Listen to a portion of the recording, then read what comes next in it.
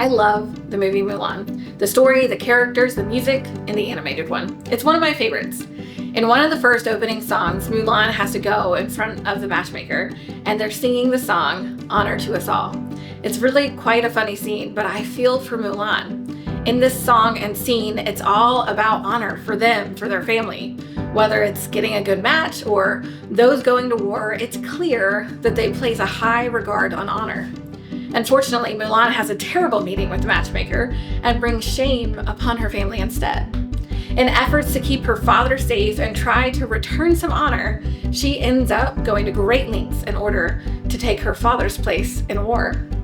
Mulan isn't so worried about her own safety or life, she's more concerned about the grander plan. Either way, no matter what happens, she feels as though she is doing the right thing.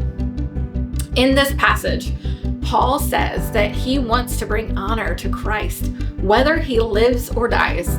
He says, "For to me, living means living for Christ, and dying is even better." Paul is in prison, and there is a very real possibility that he may not make it out.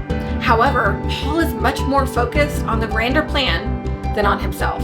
His focus is on living in such a way that he brings honor to Christ, so that he never has a reason to be ashamed or embarrassed. That, regardless of whatever happens in death or life, he'll be okay because it's not about him. It's all about Christ and how he can do the work of Christ. Honor should also be important in the life of a believer, as should living for Christ. This means focusing on the grander plan and not always worrying about yourself. This means that whatever comes, you simply do the right thing and continue to help, continue to serve, continue to honor Christ with the way in which you live your life. When you do this, as Paul did, it helps you grow and experience the joy of your faith.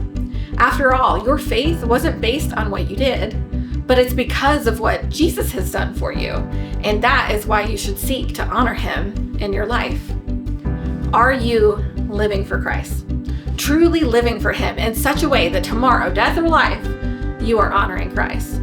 Are you willing to continue on and focus on the grander plan even when life gets tough, even when you feel like you may not make it? If so, great. If not, I challenge you to adopt the mindset that is more focused on living your life for Christ and not for self.